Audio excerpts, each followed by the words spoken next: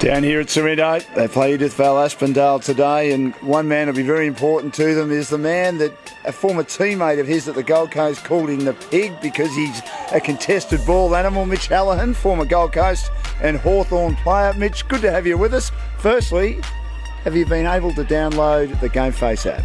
It's great to be here, and what a day it is for footy. And yes, I have got the GameFace app on my phone, and it's a good way to keep in contact with what's going on around the league, because it's hard to, obviously we don't have the media coverage of what the AFL and those leagues have, but it's a great platform for us to stay involved with what's going on in the league.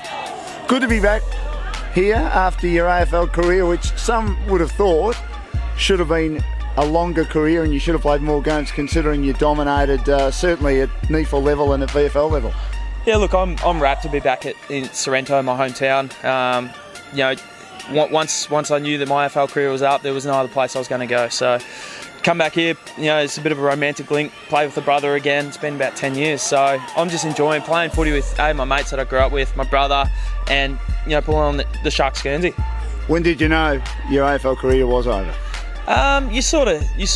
You're not naive to the fact, when you fall out of favour or you just can't get selected for a prolonged period, you got to weigh up your options, I think, and it doesn't really hit you until you walk into the coach's office and he says, look, you're not required anymore. So it's quite a cutthroat business, but I think that's why the players get to 300 games. They're well respected, and it's a massive achievement for those guys. And look, I enjoyed my time in the AFL, but I'm enjoying giving back to the local community more than anything at the moment.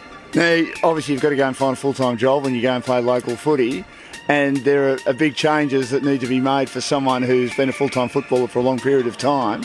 Was that a concern for you when you found out, obviously, you weren't going to be continuing in the AFL? Yeah, obviously the first thing is the paychecks don't keep coming in, so you got to find some work. And fortunately enough, I was able to settle back into life back here on the peninsula in Sorrento, and was lucky enough to find a job pretty quickly out at Jackalope Winery in on the Mornington Peninsula. So it's a great establishment out there, and they're really welcoming with someone with no experience in the hospitality or tourism industry. So I've enjoyed the transition out of the AFL life and into full-time work. You see that as your career, hospitality? It's eye-opening. There's been a few experiences that I enjoy it. Every day's different. You don't know who's going to walk through the door or what challenge is going to be presented to you. So it's been really good. And the standard of this comp surprised you?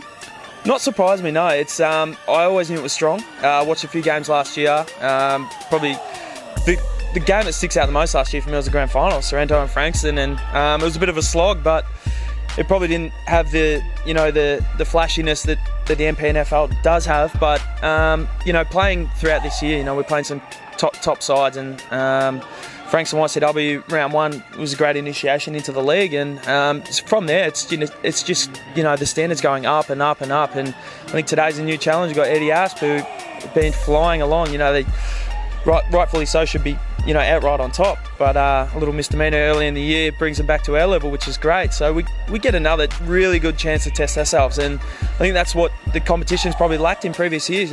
You could pencil in a couple of wins here and there, and at the moment you just can't. As soon as you switch off, you get your just desserts. So yeah, it's really good. Now we've got a No Regrets Boxing Challenge coming up in November. I hear, Mitch, you're pretty good in the ring.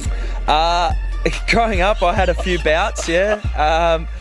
I don't know about good or whatnot. I'm still undefeated, but if anyone wants to go in the ring, have a bit of fun. It's all for a good cause, also. A charity event. So, look, I'm happy to throw my hand up, and if no one wants to come forth, I'm more than happy to touch up the brother again. And if you go well, I know that the first thing that the great Barry Michael, who is involved in our footy show on GameFace and is promoting the No Regrets GameFace Boxing Challenge, will say, and the eyes will light up, "What weight are you, son? What weight are you?" He'd be so interested in you, I reckon.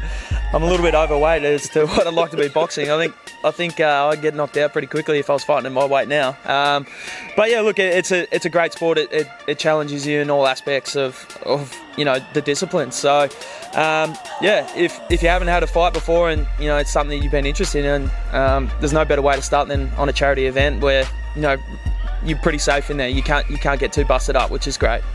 Good on you, Mitch. Good luck today. Big game against Edith Val-Aspendale, I'm sure you'll be centre of attention as the man in the coalface. Let's hope it goes well, and thanks for joining us in GameFace. I appreciate that. Thanks, guys.